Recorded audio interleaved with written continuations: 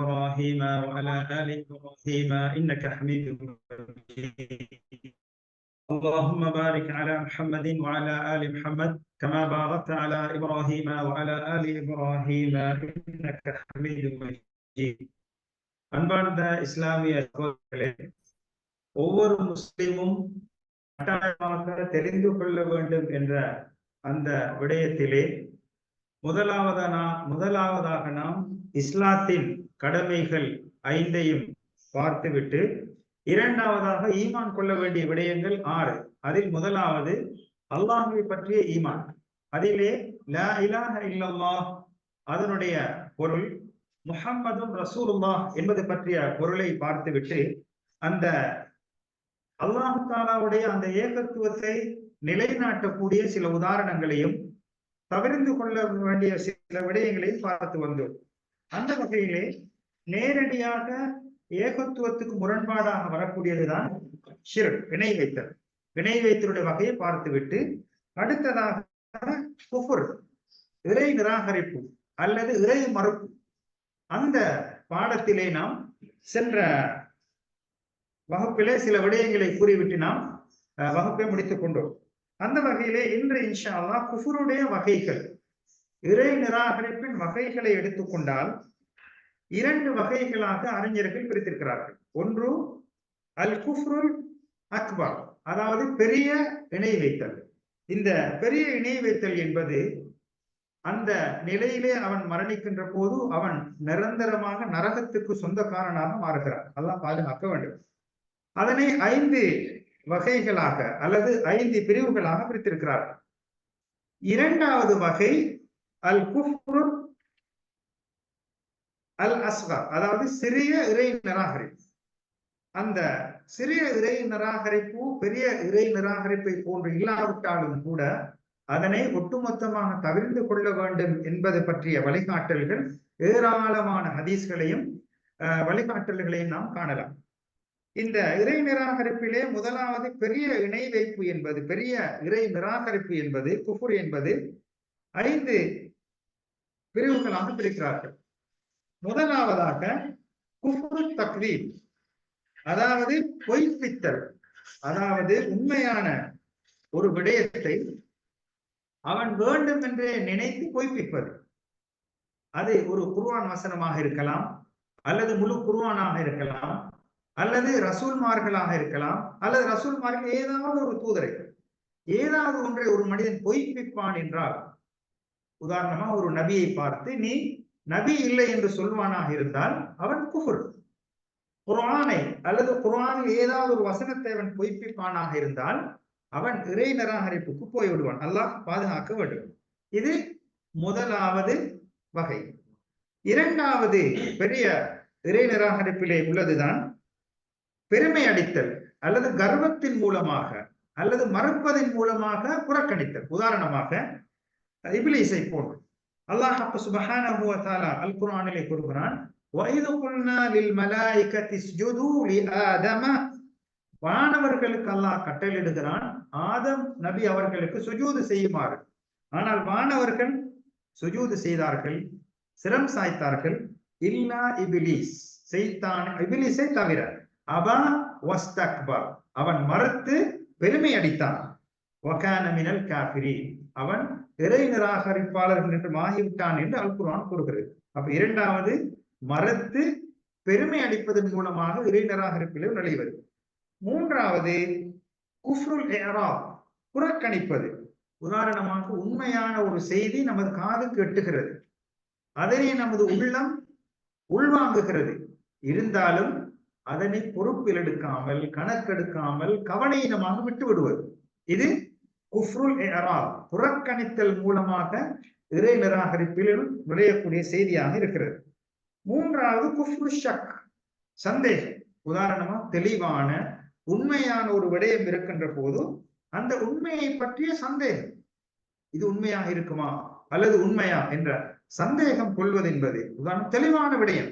குர்ஆன் என்பது அல்லாஹ்வுடைய கலாம், ரசூல்மார்கள் என்பவர்கள் வஹி மூலமாக நபியாக்கப்பட்டவர்கள் என்ற தூதராக்கப்பட்டவர்கள். இது போன்ற செய்திகளை புறக்கணிப்பது. உதாரணமாக மார்க்கத்துடைய கடமைகள், வியாபாரி வியாபார சம்பந்தமான சட்ட திட்டங்களை படிக்க வேண்டும் என்பது அவன் மீது கடமை. தொழக்கூடிய மனிதன் தொழுகையை பற்றி படிக்க வேண்டிய அவன் மீது கடமை. ஒரு தொழக்கூடிய சொல்றாரு, எனக்கு அதெல்லாம் படிக்க தேவையில்லை, அப்படி கடமை இல்லை. அது மறுமாறாக இருந்தால் அவரு இந்த புறக்கணித்தல் என்ற குஃப்ரினுள் நுழைந்து விடுவார். அல்லாஹ் பாதுகாக்க வேண்டும். அடுத்ததாக குஃப்ரு ஷக், அதாவது சந்தேகம், உண்மையை சந்தேகம் கொள்வது.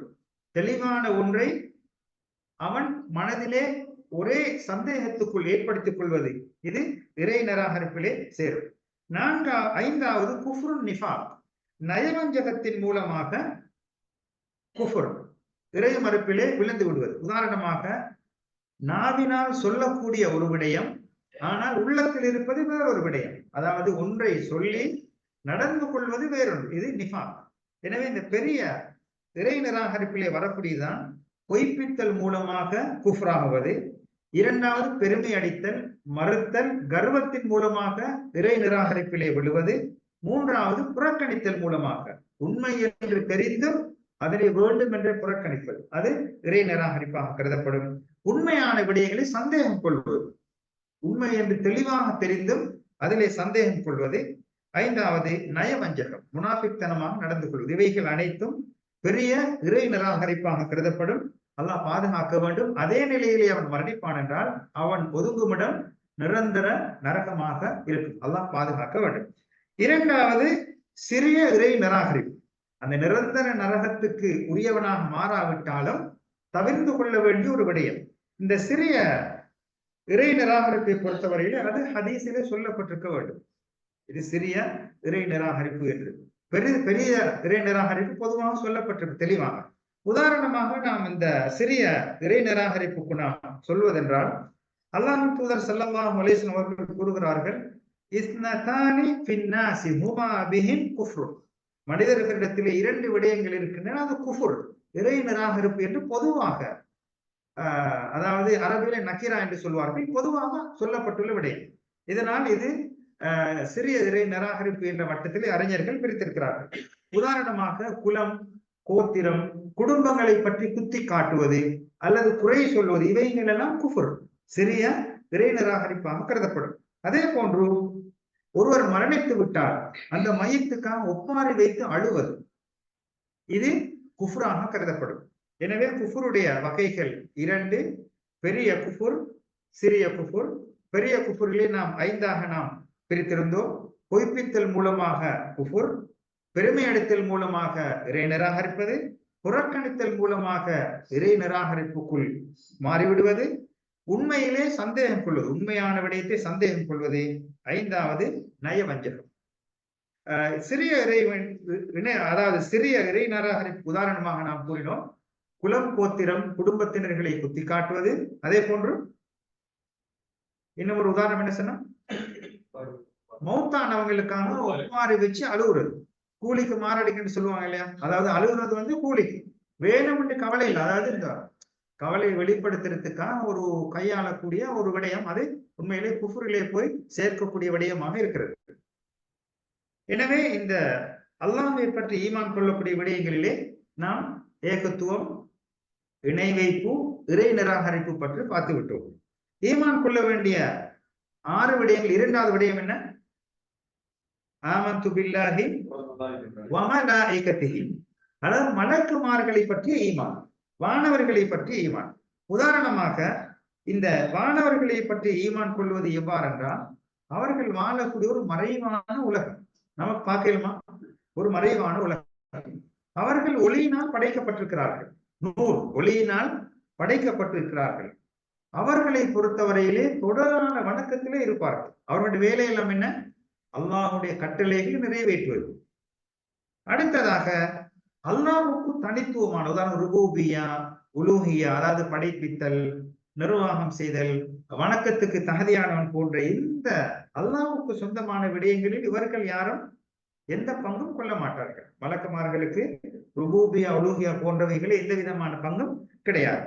அதே போன்று இந்த மலக்குமார்களை பொறுத்தவரையிலே அவர்கள் லா யஸூன அல்லாஹ மா அமரஹும் வ யஃஅலூன மா யுமரூன், அல்லாஹ் சொன்ன விடயங்களை செய்வார்கள், அல்லாஹ்வுடைய கட்டளைக்கு எந்த விதத்திலும் என்ன செய்ய மாட்டார்கள், மாறு செய்ய மாட்டார்கள்.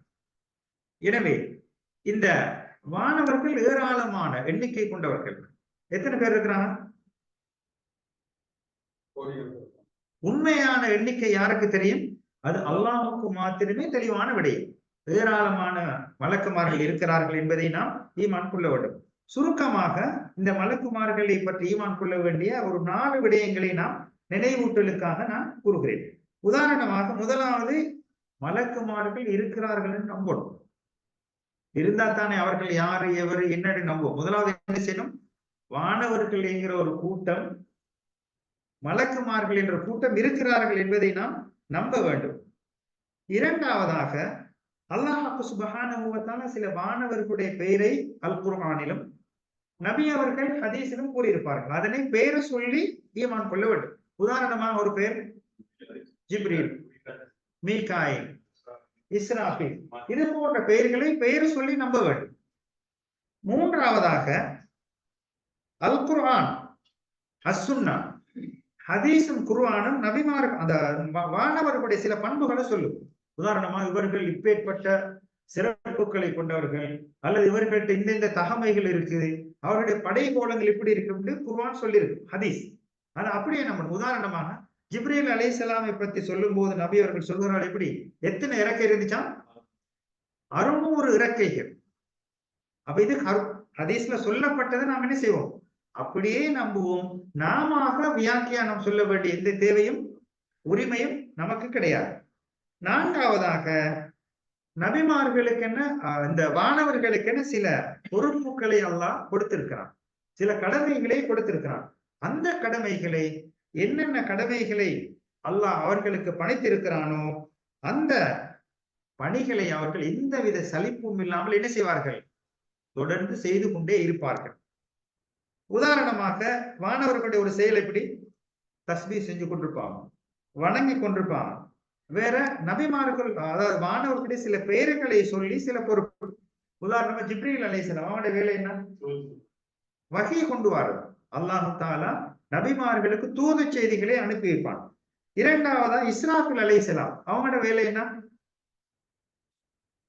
இஸ்ராஃபில் அலைஹிஸ்ஸலாம் அவங்களோட வேலை என்ன? அதாவது சூர் ஊதுறது. இந்த உலகம் அழிக்கப்படுவதற்கு சூர் ஊதுவாங்க, திருப்பி எழுப்பப்படுவதற்கு என்ன செய்வாங்க? அவங்கதான் சூர் ஊதுவாங்க. அதே போல உயிர்களை கைப்பற்றுவதற்கு பொறுப்பான மலக்கு யார்? மலக்குல் மௌத். ஹதீஸ்ல வரக்கூடிய பேர் என்ன? மலக்குல் மௌத். அந்த மௌத்துக்கு சொந்தக்காரர், அவர் தான் எடுப்பார். நரகத்துக்கு பொறுப்பானவர் யாரு? மாலிக். அதே போல சொர்க்கத்துக்கு பொறுப்பானவர் யாரு? ரிதுவான்.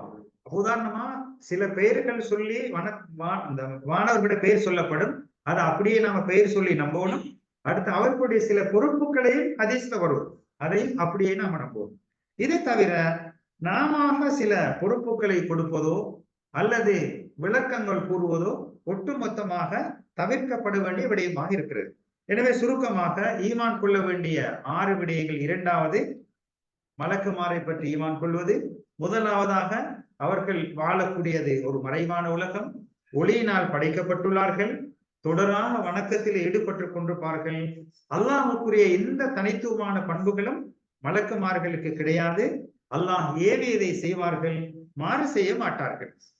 இந்த விடயங்களுடன் எண்ணிக்கை, அவர்களுடைய முழுமையான எண்ணிக்கை என்பது அல்லாஹ்வுக்கு மாத்திரமே சொந்தமானதாக இருக்கிறது. எனவே இந்த வானவர்களை பற்றிய ஈமான் கொள்ளுதல் 4 விடயங்களை கூறணும். அதில் ஒன்றுதான், அவர்கள் வானவர்கள் என்ன இருக்கிறார்கள் என்று நம்பணும். வானவர்கள் மலக்குமார்கள் இருக்கிறார்கள். இரண்டாவதாக, பெயர் குறிப்பிடப்பட்டு வரக்கூடிய மலக்குமார்களை ஜிப்ரீல் அலைஹிஸ்ஸலாம், அதே போல மீகாயில், இஸ்ராஃபில் பெயர் கூறி நம்பணும். அடுத்ததாக, குர்ஆன் சுன்னாவில் அந்த மலக்குமார்களுடைய பண்புகள் எவ்வாறு கூறப்பட்டுள்ளதோ, உதாரணமா ஜிப்ரீல் அலைஹிஸ்ஸலாம் எத்தனை இறக்கை என்று சொன்னோம்? 600 இறக்கை. அது யாரு சொல்றது?